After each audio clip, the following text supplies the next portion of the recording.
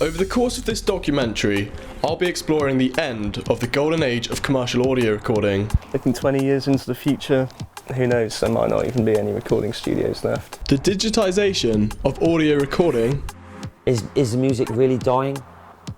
No, the industry's dying. And taking a look at the future of how we'll make and share music. This is the story of analog to digital. Just paying for your engineers, your producer, the studio time. This is the evolution of the music industry. Up until the early 1990s, vinyl was one of the few formats to listen to music on. Pressed for the masses, this music was a product of large, expensive recording studios. But were there any recording alternatives at that point in time? At that point, it was still at the. We were still kind of technologically at that stage where computers couldn't really handle multi-track audio recordings. You know, they could, but it was always a struggle. Even to record 8 tracks of audio into Cubase or something, you would need a very powerful computer. Whereas you could go into the studio and they had Pro Tools, and it was, yeah, they could get stuff down pretty easily because it was reliable. Before I got anywhere near any kind of professional setup, the equipment wasn't really available to the home recordist. Back then, the end of the 80s, early 90s, you might know someone outside of a studio environment who would own a 4-track, like a Tascam or a Fostex 4-track cassette recorder that you could, plug your guitar into, plug a mic into, maybe record some percussion on a 3rd track or something like that. Commercial bands, recording studios, the 4-track was kind of like a rough demo kind of songwriting thing for them, and they always went to big commercial studios in those days.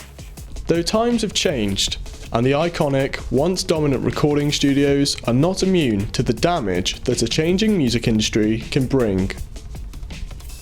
You may think that larger recording studios, like here at Abbey Road, would be exempt from any closure, but in 2010, EMI reportedly were looking into selling off the famed Beatle studio. The report speculated that the studios were going to be sold in order to pay off some of the EMI Group's debts after the company was acquired by private equity firm Terra Firma.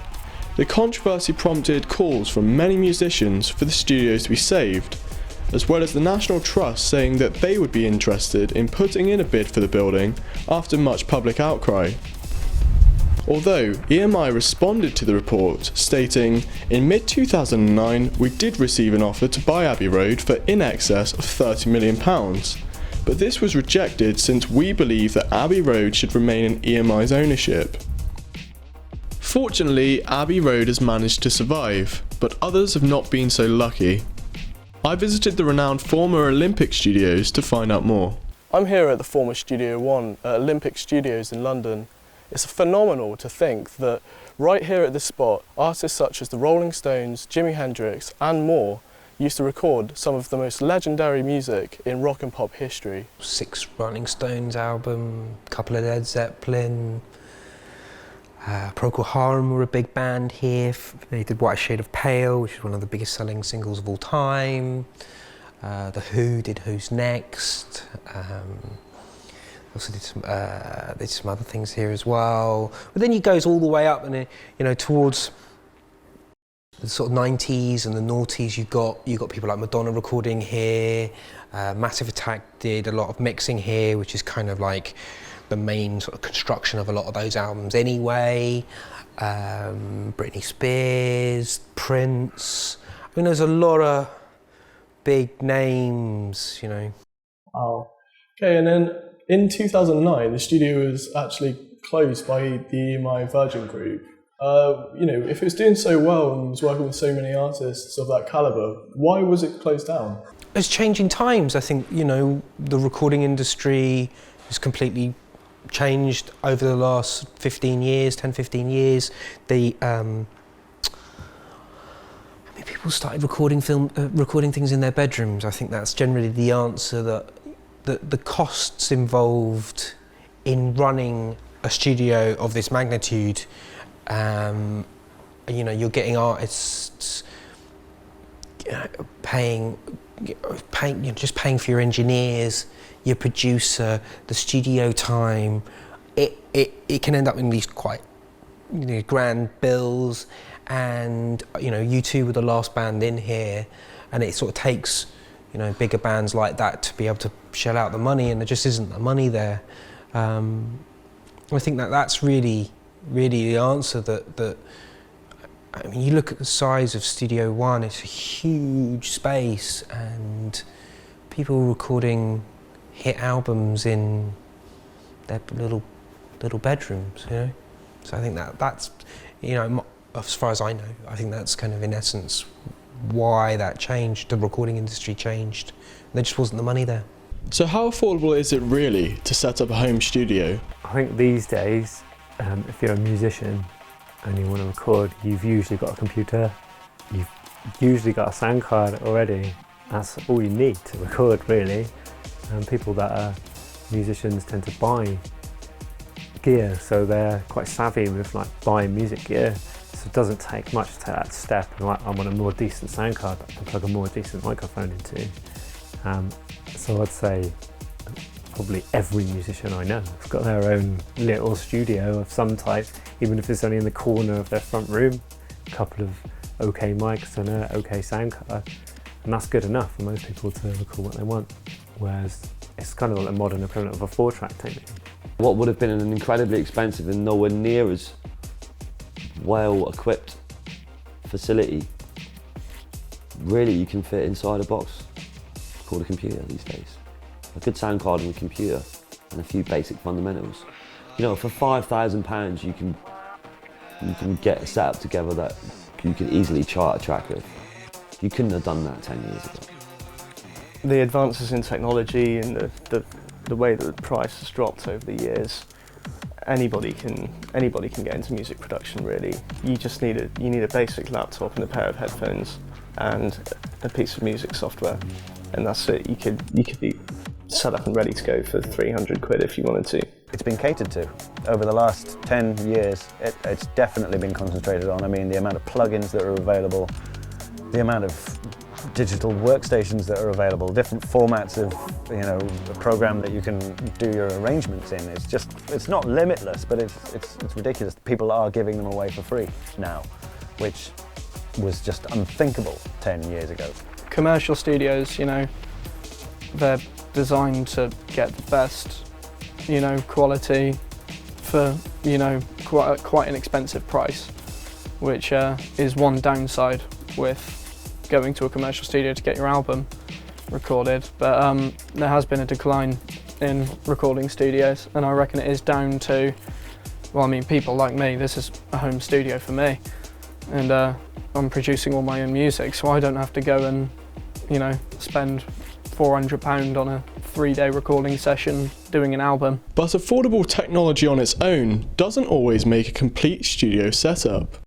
I went to Richard Gale's house to find out how much DIY sound treatment solutions could be made for on a home studio's budget. This is a broadband absorber, which is going to absorb all of the kind of unwanted high frequencies and mid frequencies, the unwanted reflections which are going to be hitting the wall behind me. It's probably only cost me about 12 or 15 quid to make each of these, and that's in total, probably spent about 60 quid on all the materials to make 4. So with incredible quality recording and music production for a fraction of the price of large studios, is home recording really making commercial studios less needed? Yeah, I think similar to how the record labels lost the battle with digital downloads against physical copies, I think the same things happen with recording studios, traditional commercial studios and home studios, because they didn't really have their eye on the ball, like how quickly the technology was advancing and how quickly it was reducing in price. And we've got to the point now where you can pretty much do everything you could do in a small commercial recording studio, in a room in your house, with a computer and a good quality interface. That's all you really need. The model for an old commercial studio, it's made them redundant, But this is the YouTube generation now, So You know, I turned my studio into a media studio. We've probably shot 100 videos in the last 3 years in the studio, you know, of all live music. The recording studios that didn't do that, a lot of them went under. The people that did, we survived. Not only did I survive, but I didn't have to spend any money on advertising because the videos were my adverts. You can obviously see an effect because a lot of those studios that are just below the like massive commercial ones have closed down recently, and I think that is because people can do a lot more of this kind of pre-production work and songwriting stuff at home. They needed to book a studio before to do the pre-production stuff with the producer. Now they can just sit around a computer and do it. Even if you're a big time producer, just go to the artist's house or get them into your house, sit around a laptop, Pro Tools up or Logic or whatever your weapon of choice is, and sit there and do all that stuff. You don't have to pay for a studio, but you did before it was that accessible to do that. So yes, it has affected those studios. Is the music really dying? No, the industry's dying. Music's not dying. The industry's changing, and it's dying because it's not capable of keeping up. The recording industry is very set in its ways. The way people record music isn't the only way the music industry is changing though. Music sales are decreasing, and whilst there are many factors that contribute to this change, there is one that stands out: piracy. In fact, since 1999, music sales in the US have dropped 53%, from $14.6 billion to $7 billion in 2013, and between 2004 and 2009 alone, approximately 30 billion songs were illegally downloaded. This contributes to Ofcom statistics, which state that 22% of all music online is illegally consumed. So why is internet piracy so popular? You just look at any sales figures for the last kind of 20, even the last like 10 or 5 years, you can see digital sales going up, physical sales going down, and then actual sales as a whole going down because of that. Because I mean, anybody can copy anything with a computer. Just download it, copy it, share it, turn it off onto the CD. It's kind of one of those things where, you know, you look at it and you just go, oh, that isn't illegal, is it? Or, you know, because everybody does it. And, you know, you find these websites on the internet that are solely dedicated to them, and the quality's just as good as if you buy via MP3 from iTunes. Now, there's not really any incentive to buy MP3s. If you can get one for free, then why are you going to go out of your way to spend £1.49 or £1.99 on a tune off iTunes or Beatport or anything like that?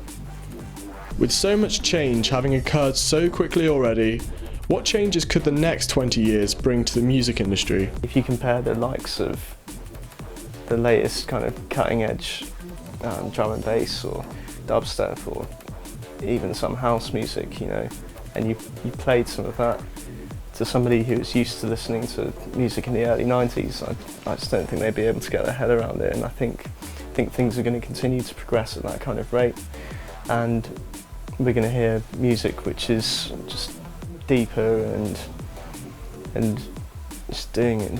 I don't know, I can just imagine that sound design is going to become a much bigger part of music.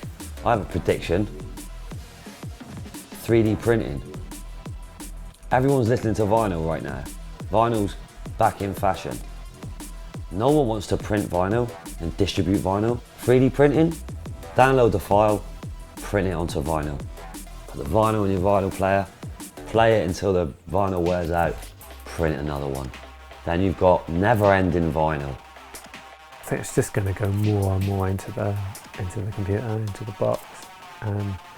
And I guess at some point you won't need to plug in a mouse or a keyboard, or there'll just be some way of like projecting out like a keyboard that you can play in the air or something like that. It's all uphill with, you know, digital technology these days, so I think it can only get easier for a home studio to kind of start, you know, replacing commercial studios. It's been great to explore the changes in the way that people are recording music, and one thing's for sure, there are huge changes taking place. I'm really looking forward to seeing what the future holds for the music industry.